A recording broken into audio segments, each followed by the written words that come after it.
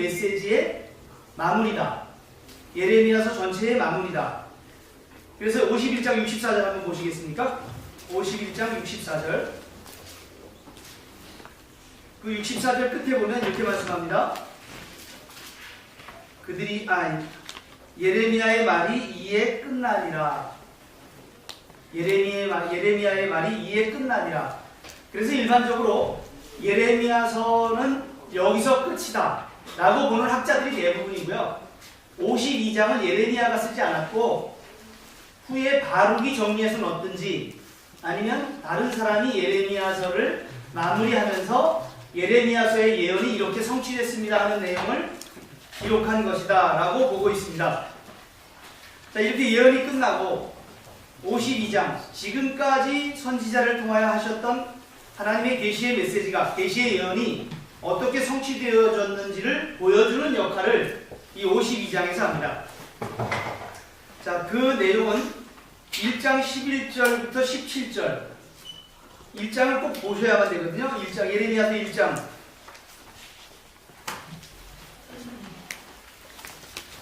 오늘은 예레미야서 마무리이기 때문에 조금 왔다 갔다 하면서 본문 찾아보면서 하겠습니다. 예레미야를 부르시고 예레미야가 어떤 사역을 할 것인가를 가르쳐주는 말씀 중에 11절부터 13절까지만 볼게요. 1장 11절부터 13절 보겠습니다. 제가 봅니다. 여호와의 말씀이 또 내게 임하니라. 이르시되 예레미야야 내가 무엇을 보느냐 하시매 내가 대답하되 내가 살구나무 가지를 보나이다. 여호와께서 내게 이르시되 네가 잘 보았도다. 이는 내가 내 말을 지켜 그대로 이루려 함이라 하시니라. 이것에 대해서 예레미야가 앞으로 어떤 말씀을 선포해야 되는지를 첫 번째 주신 메시지, 살구나무를 보여주셨어요. 환상으로. 살구나무 보여주신 거 제가 그때 설명을 드렸습니다. 살구나무를 보여주신 것을 12절에 설명하는 대로 하나님이 말씀하신 걸 반드시 지키겠다는 의지를 예레미야에게 하신 것이다. 이런 설명 이미 드렸습니다. 그리고 13절 두 번째 환상을 봅니다. 예레미야가 여호와의 말씀이 다시 내게 임하니라. 이르시되 네가 무엇을 보느냐 대답하되 끓는 가마를 보는데요. 그 윗면이 북쪽에서부터 기울어졌나이다. 막 물이 펄펄 끓는 가마가 있는데 이 가마가 북쪽에서부터 기울어져서 남쪽으로 쏟아지는 거죠. 예, 그런 환상을 봤습니다. 이 환상은 북방에 있는 왕들이 일어나서 북방 왕국들이 그 밑에 남쪽의 왕국들을, 남쪽 족속들을 멸하게 될 것이다. 이런 말씀을 하나님께서 예레미야를 부르신 후에 이런 말씀을 전해라 하고 환상을 주셨어요. 그 환상을 본 예레미야는 이제 그 환상을 따라 하나님이 말씀하신 것 반드시 지키신다는 그 하나님의 강한 의지를 받고요. 그런데 그 말씀하신 내용이 끓는 가마가 북쪽에서부터 기울어진 것처럼 북방의 왕이 일어나서 쳐들어올 것이다 라는 사실을 전하라는 것이 메시지임을 알았습니다. 그래서 예레미야는 이제 그 메시지를 전하는 사역을 하죠. 그래서 그 말씀대로 예레미야는 다니면서 이스라엘 백성들 앞에, 남쪽 유다 백성들이죠. 정확하면 남쪽 유다 백성들 앞에 다니면서 여러분 앞에 생명길과 사망길이 놓여져 있습니다. 여러분 생명길을 가시겠습니까? 사망길을 가시겠습니까? 여러분이 생명길을 가시려거든 저 바벨론이 쳐들어왔을 때 저항하지 말고 항복하십시오.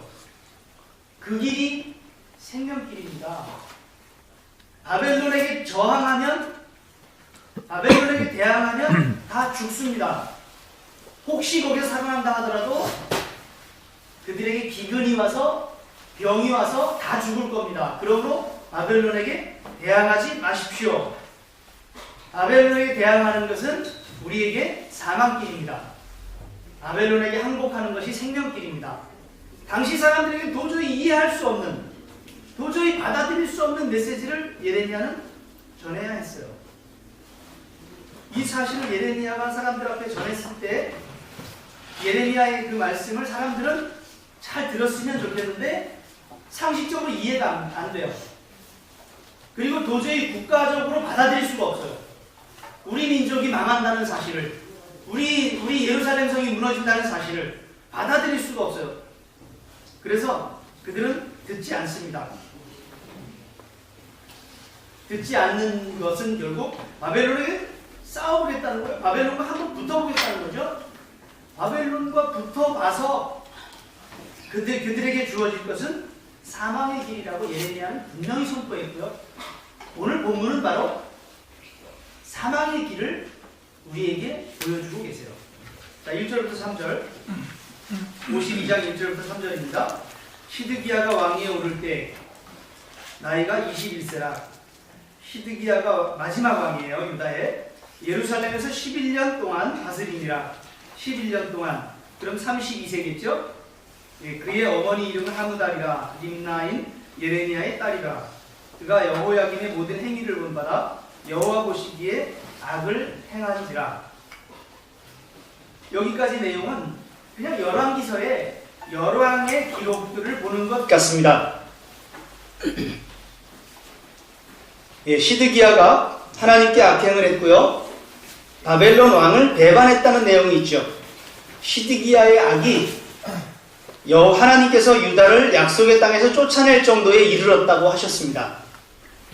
그래서 예레미야를 통해서 여러 차례 바벨론에게 대항하지 말고 순순히 잡혀가라는 경고를 했지만 시드기야는 그 경고를 여러 번 들었는데 그 경고를 들으면서 뭐라고 얘기했어요? 38장 19절에 포로로 잡아간 사람들이 나를 조롱할까 두려워서 내가 항복하지 못하겠노라. 일국의 왕이 무력하게 항복하고 잡혀가는 거 나 하지 못하겠다. 자존심 상한다. 그래서 못하겠다고 얘기합니다. 그는 자존심과 자신을 보호하고자 하는 본능에 충실해서 바벨론을 배반하며 가지 말아야 할 길, 그 길을 감으로 죽음을 자초하고 있는 내용을 보여줍니다. 그래서 3절에 2절에 그가 악을 행했다 그랬어요. 여호와 보시기에 악을 행한지라. 3절에 여호와께서 예루살렘과 유다에게 진노하심이 이 시드기야 왕과 남쪽 유다, 예루살렘과 유다 사람들의 죄가 하도 많아서 하나님이 그들을 향해 진노하심이 하나님의 약속의 백성인데, 하나님의 백성인데 그들을 향해 화가 나셨는데 어느 정도 화가 나셨는가 하면 나가라, 집 나가라. 3절 딱 그 말씀이에요. 그들을 자기 앞에서 쫓아내시기까지 이르렀더라. 도저히 내 눈앞에서 너 그대로 못 봐주겠어. 나가라. 그래서 집을 나가라고 내쫓을 지경이 된 거예요. 하나님께서 그래서 집을 나가라고 내쫓으시는 그런 지경에 이르렀더라. 이 3절 말씀이에요. 그리고 이제 역사적으로 3절 끝에 시드기야가 바벨론을 배반했습니다. 바벨론 왕에게 항복하라고 예레미야가 직접 개인적으로도 권면을 했는데도 불구하고 하지 않고 바벨론에게 대항을 하죠. 이것은 거짓 선지자들의 유혹에 넘어가서 거짓 선지자들의 말을 들었기 때문에 그렇다는 거 이미 우리는 알고 있습니다. 자, 그래서 시드기야가 여호와 앞에 악을 행하고 바벨론에게 대항함으로 어떤 결과가 나는가를 4절부터 27절까지 보여주는 거예요. 4절부터 27절은 다 그런 내용이기 때문에 자세히 읽지 않습니다. 4절부터 11절까지는 예루살렘 성이 바벨론에게 함락되고 왕과 군사들이 작은 문으로 도망가고 개구멍으로 도망간 거예요. 쉽게 얘기하면. 그래서 도망을 가버렸습니다. 그렇게 도망을 가니까 그 도망간 사실을 누군가가 바벨론 왕에게 알렸고 바벨론 왕이 군사들을 보내서 시드기야를 생포해 왔습니다. 유다의 왕이 사로잡혀 왔죠. 유다의 왕이 사로잡혀 왔는데 사로잡힌 유다의 왕과 그 도망갔던 사람들 불러다 놓고 왕 앞에서 왕자들을 죽이고 그리고 왕의 두 눈을 뽑고 왕을 바벨론으로 데리고 가서 바벨론 감옥에서 평생 있다가 죽습니다. 여기 11절까지 내용이고요. 우리는 이미 39장에서 이 내용이 역사적으로 이루어진 걸 공부했습니다. 39장에서 공부한 내용 여기 이렇게 정리해 놓은 것 뿐이에요. 그 다음에 12절부터 16절까지는 예루살렘 성이 함락된 것을 말씀합니다. 성벽이 무너지고 성전은 불에 타고 13절에 보니까 여호와의 성전과 왕궁을 불사르고 예루살렘의 모든 집과 고관들의 집까지 불살랐으며 이렇게 되어 있습니다. 그리고 14절은 성벽을 헐었더라. 15절 거기 남은 자들을 사로잡아 갔다. 이것도 39장에서 우리 공부 다 한 내용이고요. 예루살렘 성이 무너졌습니다. 17절부터 23절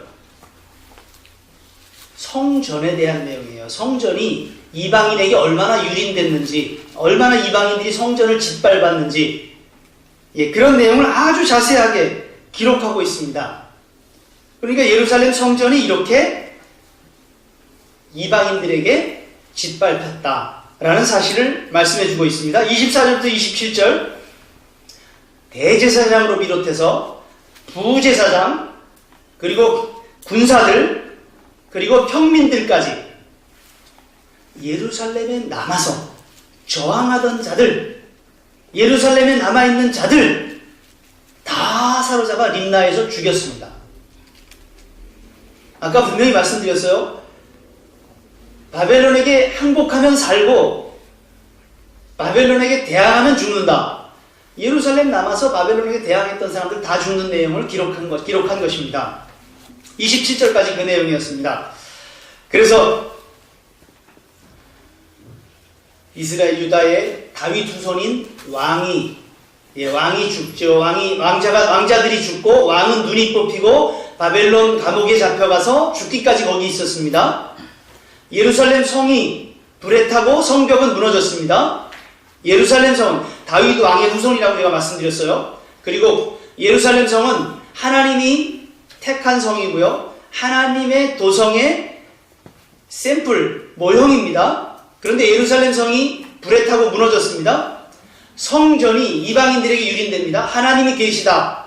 그래서 하나님께 제사 드리는 성전이 이방인들이 와서 그 성전을 유린합니다. 짓밟습니다.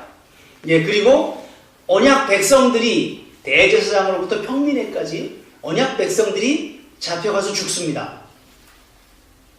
자, 이 정도 되면 무슨 생각을 하게 되는가 하면 언약이 끝났다라고 생각하게 되는 거죠.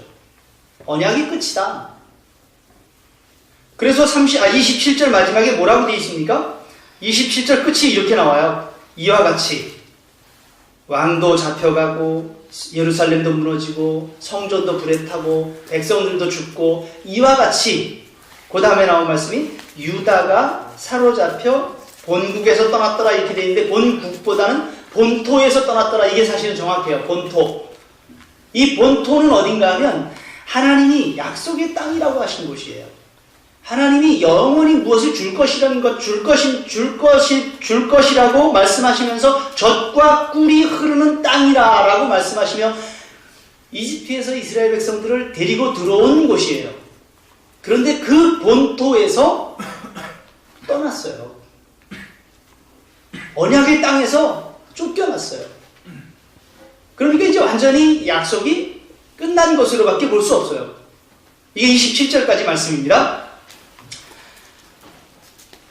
하나님을 버리고 다른 신을 섬기고 우상을 만들어 섬긴 이스라엘에 대하여 심판하시겠다고 예레미야를 부르시고 환상을 보여주신 후에 왜 북쪽에서부터 끓는 가마가 북쪽에서부터 이렇게 쏟아지느냐? 왜 유다가 멸망하게 되느냐?